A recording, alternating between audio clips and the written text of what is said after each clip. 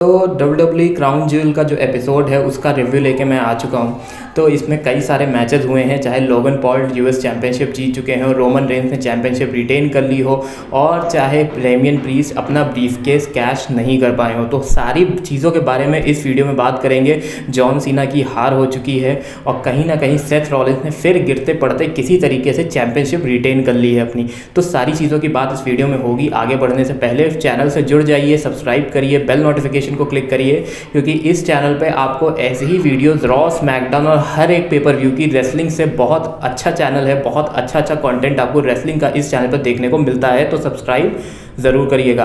तो देखिए, सबसे पहला मैच की बात शुरुआत करते हैं, जो कि ओपनिंग मैच था। वो था सेथ रॉलिंस और ड्रू मैकिंटायर के बीच में। अब देखिए, इस मैच में काफ़ी फिजिकल मैच था।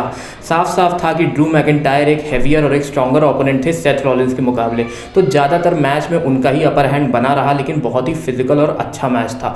सेथ रॉलिंस ने भी बीच बीच में कुछ किया, लेकिन लास्ट में विक्ट्री मिली सेथ रॉलिंस को। इस मैच में जो सबसे खास बात नोट करने वाली थी वो ये थी कि ज़्यादातर जो ऑडियंस थी वो ड्रू मैकिंटायर को सपोर्ट कर रही थी और सेथ रॉलिंस को बू कर रही थी, जो कि अपने आप में बहुत ही चौंकाने वाली बात थी। एक और चीज़ मैंने इस मैच में ये नोटिस करी कि जब सेथ रॉलिंस एंट्री कर रहे थे तो कहीं ना कहीं उनका जो इतना लंबा चौड़ा गियर रहता है, जो कपड़े वो पहन के आते हैं, उसमें वो थोड़ा बहुत फंस गए थे, लेकिन गिरे नहीं। और यही चीज़ मैंने जो है और भी रेसलर्स के साथ देखी है। तो हो सकता है कुछ स्टेज का ग्लिच हो सकता है कुछ रिंग का ग्लिच हो, जो भी हो। बहरहाल इसके अगले सेगमेंट पे बढ़ते हैं, और इस सेगमेंट की बात मैं आपको बताऊं तो इसमें वीडियो पैकेज बहुत अच्छा दिखाया गया था। मैंने अपने पिछले वीडियोस में भी बात करी है कि ड्रू मैकिंटायर को हाइप करने के लिए कोशिश की गया था। तो जो उनका एक वीडियो पैकेज था जिसमें ड्रू मैकिंटायर की कहानी दिखाई जा रही थी कि उनको कितनी ज़रूरत है वर्ल्ड हेवीवेट चैंपियनशिप के लिए, इसकी बात मैंने अपनी पिछली वीडियो में करी है। उसका बटन मैं आई बटन पर क्लिक कर ऐड कर रहा हूँ, आप जाके देख सकते हैं। तो जल्दी से चलते हैं अपने नेक्स्ट मैच की तरफ। वो था फेटल 5-वे मैच। अब इसमें 5 कॉम्पिटिटर्स थे: Rhea Ripley, Shayna Baszler, Raquel Rodriguez, Nia Jax और जोई स्टार्क। तो 5 लोगों का ये मैच था। तो पहले ही जो है निया जैक्स बाहर हो गई या 4 लोग लड़ने लग गए। लेकिन इस मैच में जो मेन मैच लग रहा था वो लग रहा था कि रिया रिप्ली और निया जैक्स के बीच में मैच है, और बाकी के 3 सिर्फ जो है एक एलिमेंट ऐड कर रहे थे उस मैच में, क्योंकि ज़्यादातर उन्हीं लोगों की फाइट चल रही थी। लेकिन लास्ट में रिया रिप्ली ने जो है रिपटाइड लगाया रिंग के ऊपर से और शेना बेजलर पिन करके ये मैच जीत लिया। तो यानी कि फेटल 5-वे मैच में रिया रिप्ली जीत चुकी थी। अब इस मैच में एक और बहुत खास बात थी, वो थी जब शेना बेजलर ने एक साथ एक ही टाइम पे 3 रेसलर्स के ऊपर सबमिशन मूव लगा दिए थे। तो वो देखना बहुत ही बढ़िया लग रहा था, और क्राउड से भी बहुत ज़्यादा चेयर और अपलॉड उनको मिला था।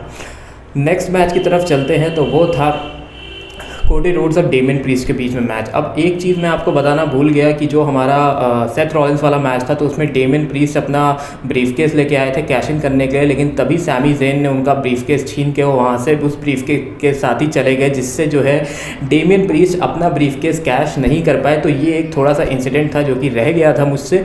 और एक और बात और थी कि जो डेमियन प्रीस्ट थे उनको जो ड्रू मैकिंटायर हैं उनको रिया रिप्ली काफ़ी दिनों से कन्विंस करने की कोशिश कर रही हैं कि वो जजमेंट डे में इन्वॉल्व हो जाए, उनसे ज्वाइन कर लें। तो मैच के बाद हमको ये देखने को मिला था कि रिया रिप्ली जो है ड्रू मैकिंटायर के पास थी और उनको कह रही थी, शायद ये एक्सप्रेशन दे रही थी कि अगर तुमने मेरी बात मान ली होती तो शायद आज नतीजा मैच का कुछ और होता। तो बहरहाल अब अगर हम अपने कोडी रोड्स और डेमियन प्रीस्ट के मैच की बात करें तो ये एक सेकंड मेन इवेंट था। तो इस मैच में देखिए ज़्यादा बात करने को कुछ है नहीं, एक नॉर्मल सा मैच था। बस इसमें एक ही चीज़ हुई कि जब फिन बैलर, डोमिनिक मिस्टीरियो और जेडी मैकडोनाल्ड ने इन्वॉल्व होने की कोशिश करी, तो वहीं जे उसो ने आके इन तीनों को साफ करके सीधा रिंग से भगा दिया। उसके बाद कोडी रोड्स ने 3 अपने फिनिशर लगा के, जो कि वो क्रॉस रोड्स लगाते हैं, 3 बार लगाया और ये मैच जीत लिया। तो इस मैच में ज़्यादा बात करने को कुछ है नहीं और ये मैच यहीं पे ख़त्म हो गया। अब जो सबसे इंटरेस्टिंग मैच मुझे नाइट का लगा था वो था रे मिस्टीरियो और लोगन पॉल का मैच। अब देखिए, रे मिस्टीरियो के जो मैचेस होते हैं वो ऑलरेडी बहुत अच्छे होते हैं, बहुत हाइप होती है उन मैचेस में। लेकिन लोगन पॉल जो कि एक सीजन्ड रेसलर हैं, कुछ खास मतलब एकदम मंझे हुए खिलाड़ी जिसको कहते हैं वो नहीं है। तो इस मैच में थोड़ा बहुत लोगन पॉल का दिख रहा था कि वो कहीं ना कहीं लैग कर रहे हैं। ऑब्वियस सी बात है क्योंकि वो रेगुलर रेसलर नहीं है। लेकिन रे मिस्टीरियो ने बहुत अच्छा काम किया। दोनों रेसलर्स ने ऐसी रेसलिंग करी कि कहीं पर भी कुछ ग्लिचेस नहीं दिखे और बहुत ही अच्छा मैच निकल के आया। लेकिन ट्विस्ट तब आ गया जब जो है लोगन पॉल एक ब्रास नकल यूज़ करने वाले थे, लेकिन वहीं पे सैंटोस एस्कोबार ने आके उसको रोका। लेकिन सैंटोस एस्कोबार ने वो ब्रास नकल फिर से ऐसी जगह छोड़ दिया जहाँ पे लोगन पॉल ने उसको फिर से इस्तेमाल करके यूएस चैम्पियनशिप वो जीत गए। तो अब आगे आने वाले दिन में हो सकता है हमको कुछ जो है रे मिस्टीरियो और सैंटोस एस्कोबार या LWO सैंटोस एस्कोबार में कुछ खिटपिट देखने को मिले, जिसका अनुमान मैं अपनी काफ़ी वीडियोस से लगा रहा हूँ। तो हो सकता है हमको कुछ ऐसा आगे देखने को मिलेगा। इंटरेस्टिंग सेगमेंट्स की बात कर रहे हैं तो एक और इंटरेस्टिंग सा मैच था, वो था इयो स्काई और बियांका ब्लेयर का मैच। अब इस मैच में जो है सब बढ़िया था। थोड़ा ऑडियंस इस मैच से तक कनेक्टेड नहीं थी, थोड़ा सा शांति फैली हुई थी पूरे ऑडियंस में। लेकिन इंटरेस्ट का सेगमेंट तब आया जब बेली इस मैच में इन्वॉल्व हो गई। अब बेली इस मैच में जैसे ही इन्वॉल्व हुई तो उम्मीद कर रहे थे कि शार्लेट फ्लेयर भी आएंगी, पर ऐसा कुछ नहीं हुआ। लेकिन आए तो एक नए रेसलर जो कि NXT में इयो स्काई के साथ ही थे, कैरियन उनका नाम अभी मेरे दिमाग से स्लिप कर रहा है, लेकिन वो रेसलर ने आके बियांका ब्लेयर को एक डिस्ट्रैक्शन दिया, वहीं पे इयो स्काई ने उन पे एक मूनसॉल्ट लगा के ये मैच जीत लिया। अब इसमें इंटरेस्टिंग क्या है, इसमें सबसे ज़्यादा इंटरेस्टिंग ये है कि वो रेसलर जब इयो स्काई के साथ गले मिल रहे थे, उनको ये कहते कॉम्प्लीमेंट कर रहे थे, तो बेली उनको बड़े ही अलग ही नज़र से देख रही थी। ऐसा लग रहा था कि उनके दिमाग में कुछ और चल रहा है। तो ये मैं अपनी पिछली वीडियो से बोल रहा हूँ कि डैमेज कंट्रोल में भी दरार आएगी। हमको भी कई बार देखने को मिला था कि जब इयो स्काई ने मनी इन द बैंक जीता था तो क्या हुआ था कि उन्होंने बेली को ही हरा के जीता था। तो कई हफ्तों से ऐसे कयास लगाए जा रहे थे कि हो सकता है डैमेज कंट्रोल में हमको कुछ देखने को मिले, और वो शायद फाइनली हमको थोड़ा बहुत क्राउन ज्यूल में उसकी झलक देखने को मिली है। अब अपने अगले मैच की बात करते हैं तो वो था जॉन सीना और सोलो सिकोवा का मैच। अब सबसे पहला मेरा सवाल ये है कि अगर आप 90s किड्स हैं मेरी तरीके से, और अगर आपने जॉन सीना को 2007-2008 के एरा में देखा है, जो चैम्प इज हेयर और वो एक रिवॉल्विंग और घूमने वाली बेल्ट, तो आपके लिए जो है आज जॉन सीना को देखना काफ़ी ज़्यादा हार्ट ब्रेकिंग होगा। मुझे नहीं समझ में आता कि वो इतने मैचेस क्यों हार रहे हैं, इतनी बुरी तरीके से क्यों हार रहे हैं, लेकिन सोलो सिकोवा ने उनकी एकदम चटनी बना के रख दी। खूब मारा और इतने समोन स्पाइक्स दिए कि वो एक टाइम पे कवर भी नहीं कर रहे थे, और ये मैच खत्म हो गया। जॉन सीना हार गए, सोलो सिकोवा जीत गए।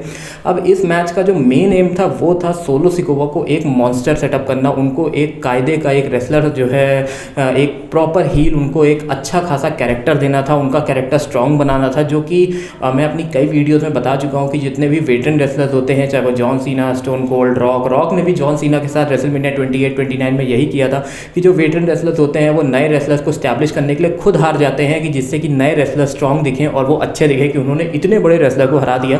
तो सोलो सिकोवा के साथ भी कुछ ऐसा ही हुआ जब उन्होंने जॉन सीना को हरा दिया। अब जॉन सीना का हारने के बाद जो है, अब जब इनका मैच चल रहा था तो जो कमेंट्री टीम पे माइकल कोल बैठे थे, उन्होंने फिर से एक बार याद दिला दिया कि जॉन सीना 2000 ऊपर डेज से हो गया है, जीते नहीं है कोई मैच, जो कि जॉन सीना ने खुद स्मैकडाउन में बोला था, रिटायरमेंट की बात करी थी, जो मैंने अपनी पिछली वीडियो में बात करी थी कि उन्होंने थोड़ा सा एक इमोशनल सेगमेंट ऐड किया था अपने इस मैच को हाइप करने के लिए। तो मैच के बाद जो है सब थैंक यू सीना और सब लोग उठ के ताली बजा रहे थे जॉन सीना के लिए, तो वो एक काफ़ी इमोशनल सा मोमेंट था। ऐसा लग रहा था कि कुछ रिटायरमेंट वाली फील आ रही है, लेकिन ये मैच यहीं पे ख़त्म हो गया। अब जो है मैं बात करना चाहता हूँ अपने नेक्स्ट मैच जो कि था मिस टीवी। अब देखिए मिस टीवी पे एक नए हमारे गेस्ट स्टार आए हुए थे जो कि सऊदी अरेबिया के ही नेटिव थे, और इनकी कहानी बताने से पहले मैं ये बता दूं कि ये जो है एक अपनी मूवी में एक रेसलर बनने का रोल अदा कर रहे हैं। तो मिस टीवी पे जैसे ही शुरू हुआ, लेकिन ग्रेसन वॉलर की एंट्री हो गई। अब ग्रेसन वॉलर ये कह रहे थे कि मिस टीवी को क्या कर रहे हो, मेरा शो लगाओ। तो उन्होंने जो है मिस टीवी की चेयर्स फेंकवा दी और अपने जो है ग्रेसन वॉलर के गमले, जो पेड़ वो लगाते हैं, वो लगवा दिए। लेकिन जो गेस्ट थे उनका नाम अभी मैं स्लिप कर रहा है मेरे दिमाग से, तो जो गेस्ट थे उन्होंने ये कहते हैं मिस बोल दिया कि मिस टीवी पे ही मैं रहूँगा। वहीं पे एक ब्रॉल शुरू हो गया जिसमें ग्रेसन वॉलर को एकदम फ्लैट कर दिया मिस ने, और यहीं पे मिस को एक बेबी फेस बना दिया है कंपनी ने। बेबी फेस क्या होता है, जिसको ऑडियंस पसंद करता है, जिसको ऑडियंस चीयर करता है। तो अब जैसे अभी मिस का एक इंटरकॉन्टिनेंटल चैंपियनशिप का मैच आने वाला है, तो हो सकता है कुछ ऑडियंस का सपोर्ट मिस को मिले इस सेगमेंट के बाद। तो यहीं पे एक चीज़ इस सेगमेंट में नोट करने वाली ये है कि जैसे ही ग्रेसन वॉलर की म्यूज़िक बची, थोड़ा सा ग्रेसन वॉलर को चीयर मिला था क्राउड की तरफ से, जो कि थोड़ा सा अनएक्सपेक्टेड था मेरे लिए। लेकिन थोड़ा सा चीयर करने के बाद फिर से उनको ये कहते चढ़ाने और बू करने लग गए थे। तो ये सेगमेंट यहीं पे ख़त्म हो गया। मेन इवेंट पे आ जाते हैं, रोमन रेंस और एले नाइट। अब रोमन रेंस और एले नाइट, देखिए एले नाइट का तो मैं आपको कई टाइम से बता रहा हूँ कि बहुत तगड़ा सपोर्ट मिल रखा है उनको ऑडियंस का। इस मैच में भी हमको देखने को यही मिला कि जब एले नाइट के लिए एकदम इतना तगड़ा सपोर्ट था और रोमन रेंस को कोई पूछ भी नहीं रहा था। लेकिन एक अच्छा मैच चल रहा था, एक प्रॉपर फिजिकल मैच था। लेकिन ऐसा मैच रोमन रेंस का हम बहुत बार देख चुके हैं, जो एक बहुत ही स्लो पेस्ड मैच होता है, धीमे धीमे चलता है, बीच बीच में कुछ ऐसा हो जाता है जो एक दो मूव्स एकदम जल्दी जल्दी लग जाते हैं, लेकिन मैच बहुत ही धीमे धीमे चलता है। तो ये मैच भी उतना पिकअप नहीं कर रहा था, पता नहीं इस मैच में वो फील नहीं आ रहा था। और शायद फील इसलिए नहीं आ रहा था क्योंकि रोमन रेंस और एले नाइट के बीच में हमने उतना कुछ देखा नहीं है। सिर्फ जो है एक फेस ऑफ हुआ, एक कॉन्ट्रैक्ट साइनिंग हुई और ये मैच सेटअप हो गया, वो भी मेन इवेंट में, एक पेपर व्यू का मेन इवेंट है ये। तो उतना कुछ मज़ा नहीं आ रही थी इस मैच में, ऑडियंस भी ज़्यादा रिस्पॉन्सिव नहीं थी, कुछ ज़्यादा आवाज़ नहीं आ रही थी और ज़्यादातर सब शांत शांत सा माहौल लग रहा था। लेकिन वहीं पे फिर वही चीज़ हो गई जो रोमन रेंस के हर एक मैच में होती है कि सोलो सिकोवा ने एंट्री मारी लेकिन उनको रोका, तो वहीं ये कहते जिमी ऊसो ने उनको बचाने की कोशिश करी और लास्ट में जाके वही डिस्ट्रैक्शन काम आया और रोमन रेंस ने पिन कर दिया एले नाइट को। तो अब रोमन रेंस अभी भी यूनिवर्सल वर्ल्ड हैवीवेट चैंपियन है और यहीं पे हमारा क्राउन ज्वेल ख़त्म हो जाता है। अब मैंने आपको पूरा का पूरा शो बता दिया है कि किस किस तरीके से हुआ था। तो ये शो के काफ़ी अप्स एंड डाउन्स थे और लेकिन इस शो पे कुछ ऐसा नहीं हुआ कि हम बहुत दिनों तक बात करें, हम बहुत दिनों तक याद करें। हाँ, लोगन पॉल यूएस चैंपियन हो गए हैं, वो एक अपने आप में एक बड़ी बात है जिसको कोई याद रखेगा। लेकिन ये एक ऐसा पेपर व्यू था कि कुछ ज़्यादा ऐसा नहीं कह सकते बहुत अच्छा था, बहुत एक्स्ट्राऑर्डिनरी था, सब कुछ नॉर्मल सा था, सब कुछ एकदम लाइट सा था। तो ये शो का ग्रेड कुछ ज़्यादा खास नहीं है, मीडियम लेवल पे आप इसको ग्रेड कर सकते हैं, देखने लायक है। लेकिन सेथ रॉलिंस और ड्रू मैकिंटायर का match one of the best match था नाइट का, लेकिन वो सबसे पहला मैच था तो शायद लोग उतना उसको तवज्जो ना दे। अगर वो मैच मेन इवेंट में हुआ होता तो शायद इस मैच के बारे में लोग और बात करते और शायद शो की भी कुछ क्वालिटी इन्हांस हो सकती थी। तो आज की इस वीडियो में इतना ही। मैं आपसे मिलता हूँ नेक्स्ट वीडियो में, चाहे वो रॉ की हो चाहे वो स्मैकडाउन की हो, लेकिन ऐसा ही एक और रिव्यू मैं आपके लिए लेके आऊँगा। और अगर आपको पसंद आया है तो चैनल से जरूर जुड़ जाइए, बेल नोटिफिकेशन को जरूर क्लिक कर लीजिएगा। मैं आपसे जल्दी मिलता हूँ, तब तक के लिए good bye, take care and see you all soon.